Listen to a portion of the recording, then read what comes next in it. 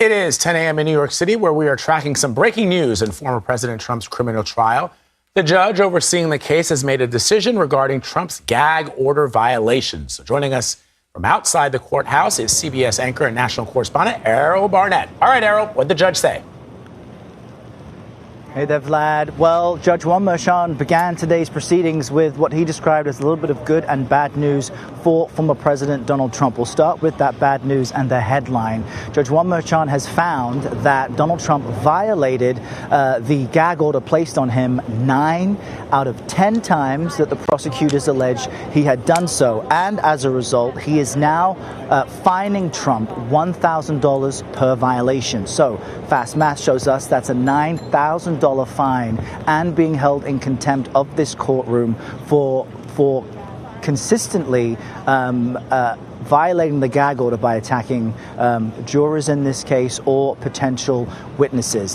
Hey guys, Adam here. Let's bust a myth today. Trump is trapped between a federal judge threatening jail time for contempt and formal impeachment papers, charging him with high crimes and misdemeanors, both closing in simultaneously. The walls are real, and the nightmare scenario is playing out in real time. Now, before we dive into the specifics of what's happening in the courtroom and what's contained in those impeachment documents, I need you to understand something fundamental about why this moment matters so much. What we're witnessing is a president being held accountable through 2 separate constitutional mechanisms operating at the exact same time. The judicial branch is using its power to enforce court orders and maintain the integrity of legal proceedings. The legislative branch is using its constitutional authority to consider whether this president should be removed from office. Both tracks are active, both tracks are serious, and both tracks are building toward potential consequences that could reshape American politics in ways we haven't seen in generations. Donald Trump could be facing jail time if he continues to violate his gag order. That's according to the judge who is presiding over his hush money criminal trial in New York. During today's hearing, we heard from a former executive with the Trump Organization who worked closely with the company's financials. Fox 5's Michelle Ross has the details from outside the courthouse. There were 2 witnesses on the stand today, both long-term employees of the Trump Organization who went over financial documents for the jury. Now, as for the gag order, $1,000 per violation likely doesn't cause much of a dent to a billionaire's pocket, which is also probably why the judge is mentioning jail time. The reason this is so significant is that Trump has spent his entire political career believing he could operate above the law, that the normal rules simply didn't apply to him. Well, now he's discovering that the system does have teeth, and those teeth are starting to bite. Let's start with what's happening in the courtroom, because this is where the immediate consequences are most tangible. In Trump's Manhattan hush money case, Judge Juan Merchan found him in contempt of court for repeatedly violating a gag order. Now, I want to be really clear about what this gag order actually prohibited, because the specifics matter enormously. The order barred Trump from publicly commenting about witnesses, prosecutors, court staff, and most importantly, their families. This wasn't some vague restriction designed to stifle his free speech rights. It was a targeted, specific order designed to protect the integrity of the trial and ensure that people involved in the proceedings weren't subjected to threats or harassment from a defendant with an enormous platform. Trump violated this order multiple times through social media posts that targeted people involved in the proceedings against him. Donald Trump was warned again on Monday that he could go to jail if he keeps violating the gag order in his hush money criminal trial. New York Judge Juan M. Merchan, in his most explicit warning to date, said that it is clear the legal maximum fine allowed of $1,000 per violation isn't working. The judge said to Trump, "The last thing I want to do is put you in jail. You are the former president of the United States and possibly the next president as well. There are many reasons why incarceration is truly a last resort to me. To take that step would be disruptive to these proceedings. And the magnitude of such a decision," he said, "is not lost on me." However, Judge Merchan said that his duty is to the integrity of the trial and the integrity of justice. And he says that Trump has been undermining that with his repeated rhetoric about witnesses and about the jury in this case. These weren't accidental slip-ups or minor technical violations. Each one was a deliberate choice to ignore a court order and continue behavior he knew was prohibited. Judge Merchan imposed $9,000 in fines for 9 separate violations and ordered Trump to delete the offending posts. Now, you might be thinking, $9,000 is pocket change for someone like Donald Trump, and you would be absolutely right. That's exactly why this escalated to jail warnings. The judge acknowledged in open court that monetary penalties simply weren't achieving compliance. He made it crystal clear that if fines don't work, he is prepared to impose jail time. His exact words captured the tension perfectly when he said, "As much as I would like to avoid jail, I will do so if necessary and appropriate." That statement is remarkable for several reasons. First, it shows a reluctance to take such an unprecedented step. Jailing a former president of the United States is not something any judge would do lightly. Second, it shows a willingness to actually follow through if lesser measures prove inadequate. Third, it puts Trump on formal notice that his status as a former president doesn't grant him immunity from custody if he continues to defy court orders. A federal judge in Donald Trump's New York criminal case found the former president in contempt for a 10th time today. The decision is a response to the former president repeatedly violating his gag order. Judge Merchan is now threatening Trump with jail time if he continues this behavior. The former president is charged with 34 felony counts for allegedly falsifying business records to cover up an alleged affair ahead of the 2016 election. This is the 10th time Trump has been held in contempt for violating his gag order. $10,000, I'm sure, is nothing, but a threat for jail time might be relevant. I wonder how that's being received and what this all means. Hi, Lilia. So, yes, we're seeing a real escalation with these contempt findings. The judge is realizing that these $1,000 monetary fines are really not much of a deterrent for Donald Trump. We know that given his wealth, that's really just a very tiny fraction for him. So the judge is now saying that jail is on the table if this continues. The gag order violations themselves were anything but trivial. Trump attacked witnesses who were scheduled to testify against him. He targeted court staff and their families. Each attack created potential safety concerns for the people involved and risked prejudicing the proceedings. These weren't abstract or theoretical violations. They were specific, documented, and deliberate. The contempt findings clearly established that Trump knew the restrictions existed and chose to ignore them anyway. The pattern showed willful defiance rather than misunderstanding or innocent error. And here's what makes this particularly significant for the broader picture. The same behavior that's getting Trump in trouble in court, the public attacks on judges, court staff, and witnesses, also appears in the impeachment papers as evidence of tyranny and efforts to destroy and corrupt the legal system. The courtroom defiance becomes Exhibit A in the Congressional case for removal. Each contempt finding strengthens the impeachment case, even as it creates separate judicial consequences. It's a perfect storm of accountability pressure that reinforces itself from both directions.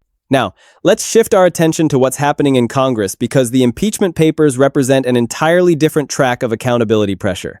H.Res. 353 is a comprehensive 7-article impeachment resolution that's been formally introduced in the current Congress. And I want to be very clear about something right from the start. This isn't some symbolic protest document designed to make a political statement. This is a formal constitutional accusation laying out specific charges and seeking Trump's removal from office. The 7 articles cover substantial constitutional ground that goes far beyond the typical partisan attacks we're used to seeing in Washington. Article 1 addresses obstruction of justice and violation of due process. Article 2 addresses usurpation of Congress's appropriations power, essentially spending money without congressional authorization or withholding funds that Congress had appropriated. Article 3 addresses abuse of trade powers and international aggression. Article 4 addresses violation of First Amendment rights. Article 5 addresses creation of an unlawful office. Article 6 addresses bribery and corruption. And Article 7 addresses tyranny as a summary accusation encompassing the overall pattern of abuse. The resolution's language about Trump's fitness for office is explicit and absolutely damning. It states that Trump has demonstrated that he is unfit to govern. It declares that he has acted in a manner grossly incompatible with self-governance and the rule of law. It warns that he will remain a threat to the Constitution if allowed to remain in office. These conclusions aren't hedged criticisms or carefully worded diplomatic statements. They are formal constitutional determinations calling for removal. The resolution has been filed as a privileged measure, and that procedural status matters enormously.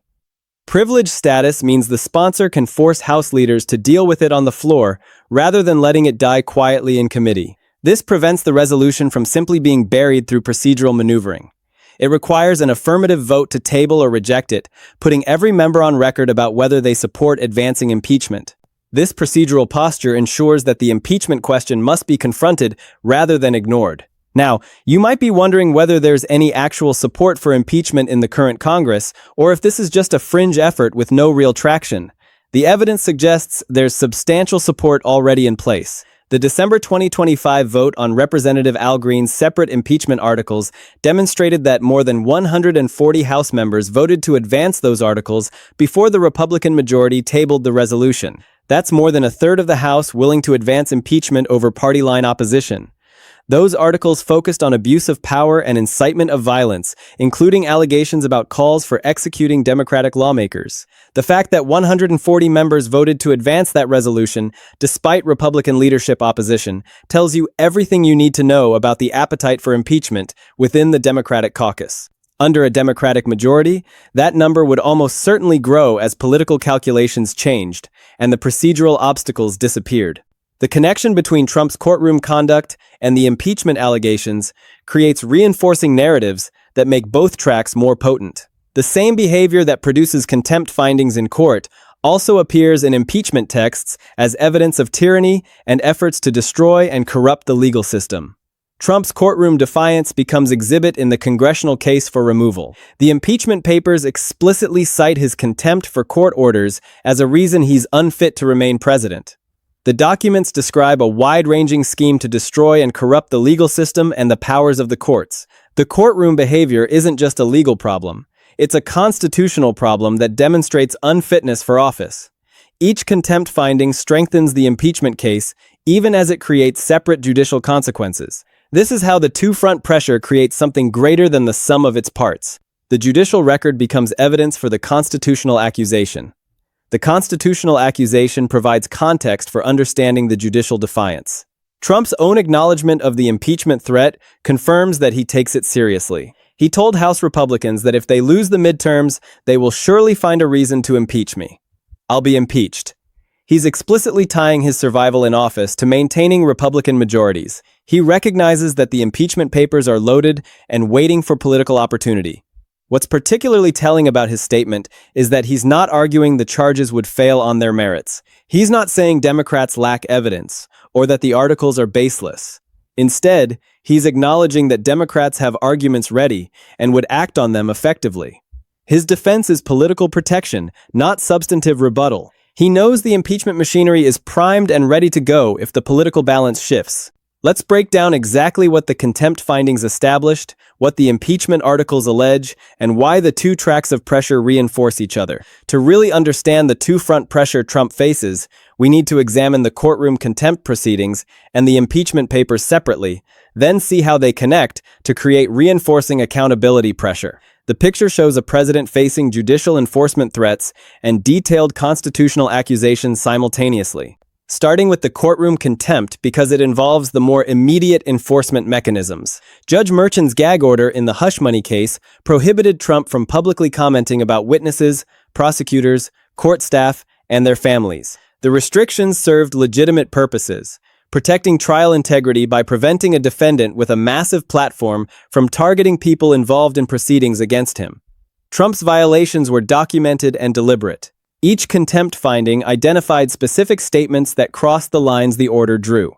Truth Social posts, attacking witnesses scheduled to testify, comments targeting court staff and their families. The violations weren't ambiguous or inadvertent.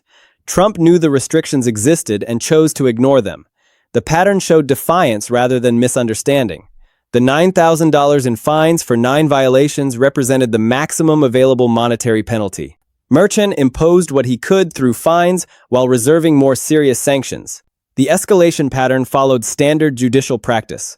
Warnings, then fines, then consideration of custody when lesser measures prove inadequate. Merchan's acknowledgement that fines weren't achieving compliance marked the transition to jail warnings. His statement about being prepared to impose jail time if necessary and appropriate put Trump on notice that incarceration was available. The reluctance he expressed, as much as I would like to avoid jail, acknowledged the unprecedented nature of jailing a former president. But the willingness to proceed despite that reluctance demonstrated judicial resolve to enforce orders. The contempt proceedings document Trump's approach to legal constraints. He treats orders as suggestions to be ignored when they conflict with his preferences. He continues prohibited behavior despite knowing restrictions exist. He persists after consequences are imposed. The pattern visible in the hush money case appeared in other proceedings too. Courts across multiple cases have found Trump unwilling or unable to comply with standard legal requirements. Now shifting to the impeachment papers, which represent a different track of accountability operating through constitutional rather than judicial mechanisms. H-Res 353 is a formal impeachment resolution, laying out 7 articles of high crimes and misdemeanors. The document follows the constitutional template for removal proceedings. Article 1 addresses obstruction of justice and violation of due process. The allegations connect to Trump's pattern of interfering with investigations, defying oversight, and attacking judicial proceedings. His treatment of the Justice Department, demands for prosecuting political opponents, and responses to cases against him inform this article's accusations. Article 2 addresses usurpation of Congress's appropriations power. The Constitution gives Congress the power of the purse, authority to decide how government money is spent. The article alleges Trump violated this by spending money Congress didn't authorize or withholding funds Congress did appropriate. Executive actions that bypass congressional budget authority raise constitutional concerns, this article captures. Article 3 addresses abuse of trade powers and international aggression. Tariff policies, threats against allies, and use of economic leverage for political purposes fall within this article's scope. The allegations position Trump's conduct toward other countries as exceeding constitutional limits on executive authority. Article 4 addresses violation of First Amendment rights, attacks on press freedom, retaliation against critics, using government power to suppress speech. Trump's pattern of threatening media and treating criticism as enemy activity informs these accusations. Article 5 addresses creation of an unlawful office. Questions about the legal authorization for certain administration entities fall within this article. If offices lack statutory basis but exercise government power, that raises constitutional concerns about executive overreach. Article 6 addresses bribery and corruption. Connections between official actions and personal benefit, conflicts of interest, and questions about using the presidency for self-enrichment informed this article's accusations. Article 7 addresses tyranny as a summary accusation. This invokes founding-era concerns about executive abuse and positions Trump's overall pattern of conduct as exactly what the constitutional structure was designed to prevent. The resolution's conclusions are explicit and unqualified. Unfit to govern, acted incompatibly with self-governance and rule of law, will remain a threat if allowed to remain in office. These aren't hedged criticisms. They're formal, constitutional determinations calling for removal. The document exists and waits for political opportunity to advance. The privileged status of the resolution matters procedurally. Privilege measures can be brought to the floor over leadership objection. The sponsor can force votes rather than letting leadership bury the resolution in committee. This means the impeachment question must be confronted rather than ignored. Members must vote on record about whether to advance or table the articles. The December 2025 vote on Representative Green's separate articles demonstrated substantial support for impeachment. 140 members voted to advance articles accusing Trump of abuse of power and incitement of violence. The Republican majority tabled the resolution, killing it procedurally. But 140 votes against tabling shows more than a third of House membership willing to advance impeachment despite party line opposition. The connection between courtroom conduct and impeachment allegations creates mutual reinforcement. The impeachment papers cite Trump's wide-ranging scheme to destroy and corrupt the legal system as evidence of unfitness. The contempt findings in court document specific instances of that scheme in action. Each contempt finding provides exhibits supporting the impeachment narrative. Trump's attacks on judges, court staff, and witnesses aren't just gag order violations. They're evidence of the tyranny article's accusations. The impeachment texts describe efforts to destroy courts' powers and corrupt legal proceedings. The contempt findings document exactly that conduct in specific cases. The courtroom behavior proves the constitutional accusations. The two-front pressure creates a situation where Trump faces accountability mechanisms in both branches simultaneously. Courts can impose contempt sanctions up to and including jail. Congress can pursue impeachment and removal. Neither branch controls the other's proceedings. Both advance based on their own processes and timelines. Trump must defend on multiple fronts with different procedures and standards. So, let's bring this all together and talk about what the two-front pressure actually means and why the combination of courtroom contempt and impeachment papers creates compounding accountability threat. The key insight is that judicial enforcement and constitutional removal mechanisms operate simultaneously with each track reinforcing the other.